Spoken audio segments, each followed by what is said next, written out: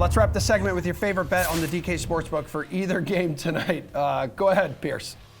Yeah, I'm just going to stick with what we've been doing all week, which is the under on the Washington-Philly game. It actually moved up a point. You got to wait, but I imagine at 4 o'clock, if Heineke doesn't come off the COVID list, this thing's going to drop even further. Washington couldn't score beforehand. They can't score it now. Even if McLaurin's back, they weren't scoring with him on the field. Philadelphia's had 2 weeks to prepare for this game. They're rested. It's just an incredibly unfair advantage that the Eagles have in this game. Washington just doesn't stand a chance. Yeah, they might keep it close, but no one's scoring points in this game. Reid, talk to me, dude.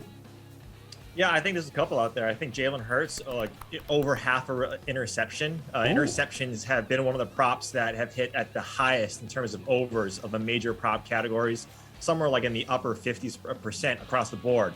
I think that's definitely in play. Even though Washington doesn't have a lot of interceptions on the season, I think Jalen Hurts can throw one. But I also think Seattle is live, guys. I think Seattle at +7 is live in this one. I mentioned that, and I've been down on Seattle quite a bit. But I don't think the Rams really need, they always play each other tough. The NFC West, just choose the underdog and the points, and you're probably going to be profitable this year.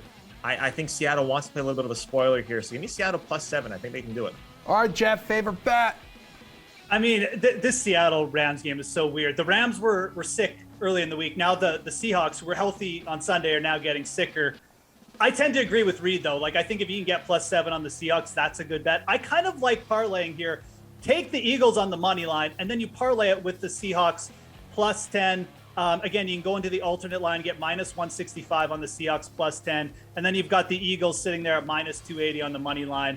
I think that's an interesting parlay to get action on both these games. And again, 10 points for the Rams to cover here, which just feels like such a huge task on this kind of week. So that's kind of the way I'm looking at these two games. But I don't really want to touch the player props in these ones just because there's so much movement and we don't even know who's going to be active yet until the games really kick off. So.